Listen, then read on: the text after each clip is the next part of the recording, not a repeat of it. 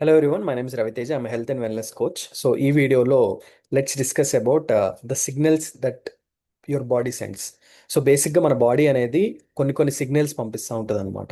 ఆ సిగ్నల్స్ మనం ప్రాపర్గా ఐడెంటిఫై చేసి చేంజెస్ చేసుకోగలిగితే మన లైఫ్ స్టైల్లో కానీ మన ఫుడ్ హ్యాబిట్స్లో కానీ మనకి హెల్త్ ఇష్యూస్ వచ్చే అవకాశం చాలా తక్కువ ఉంటుంది. సో ఈ వీడియోలో దాని గురించి బ్రీఫ్గా మనం డిస్కస్ చేద్దాం. సో సో బేసిక్గా what your body is telling you.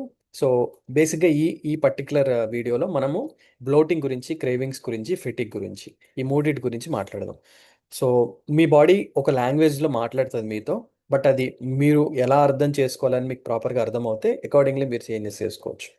So first bloating అంటే ఏంటి? అదొక డైజెస్టివ్ వార్నింగ్ సిస్టమ్ అనమాట. అంటే మన డైజెషన్ సిస్టంలో ఏదో రాంగ్గా జరుగుతుందని అర్థం అనమాట. సో ఆ బ్లోటింగ్ వచ్చిందంటే దాని అర్థం ఏంటంటే, ఒకటి పూర్ డైజెషన్ సిగ్నల్స్. సో మనకి డైజెషన్ ప్రాపర్గా అవ్వట్లేదు. Gut bacteria imbalance. నేను గట్ హెల్త్ వీడియోలో చెప్పాను కదా, మన గట్లో అంటే మన స్టమక్లో గుడ్ బ్యాక్టీరియా, బ్యాడ్ బ్యాక్టీరియా ఉంటుందన్నమాట. సో ఎప్పుడైతే బ్యాడ్ బ్యాక్టీరియా పెరుగుతుందో అప్పుడు మన గట్ బ్యాక్టీరియా ఇంబ్యాలెన్స్ అవుతుంది. Next food intolerance possible. So కొన్ని ఫుడ్స్ మనకు పడకపోవడం, దానివల్ల మన బాడీలో మన స్టమక్లో చేంజెస్ జరగటం. దీనికోసం ఏం చేయాలంటే, first thing slow slow down eating. అంటే ఎక్కువసేపు చూ చేస్తూ తినటము. Gradual increase fibre. సో ఇప్పుడు మనం జనరల్గా తింటున్న ఫుడ్స్లో ఏమవుతుందంటే ఫైబర్ కంప్లీట్గా తీసేస్తున్నారు.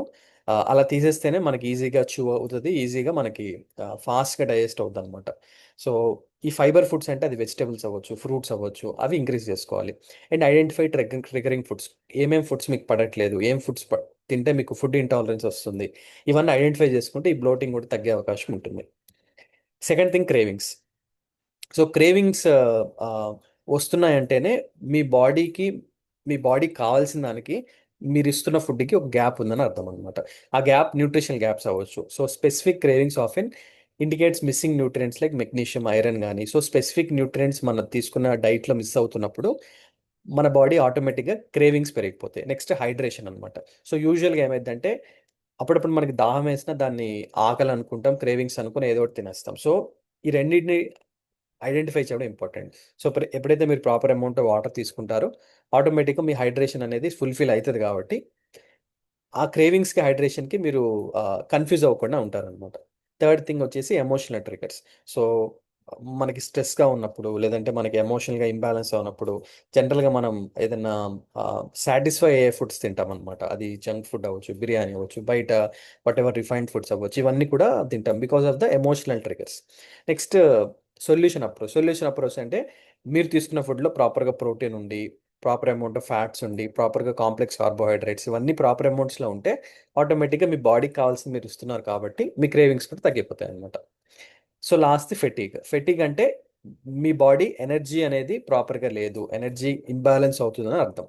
దాంట్లో first thing sleep quality issues అవ్వచ్చు. సో ముందు రోజు నైట్ మీరు ప్రాపర్గా స్లీప్ లేకపోయినా, less than 7 hours, less than 6 hours ఉన్నా సరే మీ ఎనర్జీలో ఇంబ్యాలెన్స్ అవుతుంది అనమాట. Blood sugar imbalances.